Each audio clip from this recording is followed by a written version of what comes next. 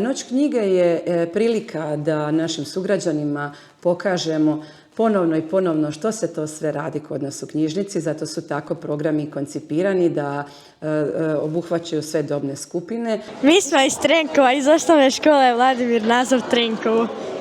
Knjige su 2 eura, tako da stvarno se za sitnu lovu može puno toga naći.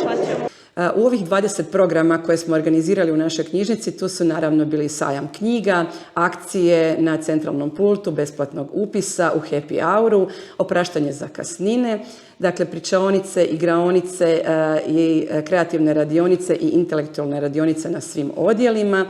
Radionica balonima. Pa većina nam je teta radila tam balone, psića i mač. Kao i svake godine, program je bogat i stvarno svašta se nađe. Evo ja sam se malo zadržala ovdje na ovom dijelu sa knjigama za prodaju. Kao što se vidi, našla sam hrpetinu. Pa vidjela sam knjigu Zaljubljene uši, to me jako zanima, želim to pročitati i nisam još vidjela nekih drugih knjiga koje me baš zanimaju. U dvorani znanja smo u suradnji s našim partnerima Ekonomskom školom organizirali sajam zanimanja gdje su bili pozvani svi učenici 8. razreda gradskih škola. Dakle, u dvorani Mudrosti je bilo organizirano VR kino, dakle to je prvo hrvatsko VR kino.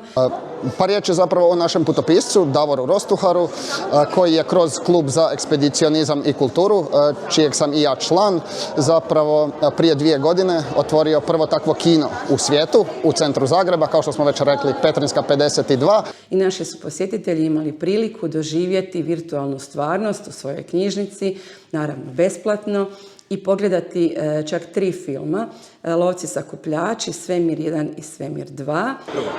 Prvo smo stavili naočale i onda nam je krenuo film. Prvo smo išli u letjelicu, onda smo putovali na Mjesec, zatim smo putovali na Mars i onda smo se vratili na Zemlju. Bilo je jako zanimljivo. Da li nije isti film nego kao neki o Africi, kao kako do dan danas kao žive neki ljudi u Africi. Davor je zapravo putovao u Tanzaniju, u Afriku na 2,5 tjedna, te je sa tom novom VR kamerom, sa novom tehnologijom zapravo posnimio njihov život i napravio prvi hrvatski dokumentarni film Lovci sakupljači. Zatim smo imali i 3 izložbe u našem prostoru. Otvorenje izložbe na Galeriji svjetlosti Saše Mesić, otvorenje izložbe u tunelu, to je bila izložba stripova iz našeg fonda i izložba o dijelu i radu Nikole Tesle na znanstvenom odjelu. Dakle, imali smo književno-scenski nastup našeg poznatog pjesnika Enesa Kiševića, koji je recitirao svoju poeziju uz gitarsku pratnju kantautora Damira Tomića Madune. Za Noć knjige naravno da je najljepše kad je finale glazbeno. Klapa Sveti Lovro, oni su naši suradnici jer oni svoje probe imaju u našoj knjižnici. Naša knjižnica tijekom cijele godine organizira programe za sve dobne skupine naših korisnika i u jednoj godini organiziramo preko 600 programa, što sami, što u suradnji s našim suradnicima i partnerima. Kod nas u knjižnici smo mi svi suradnici na programima.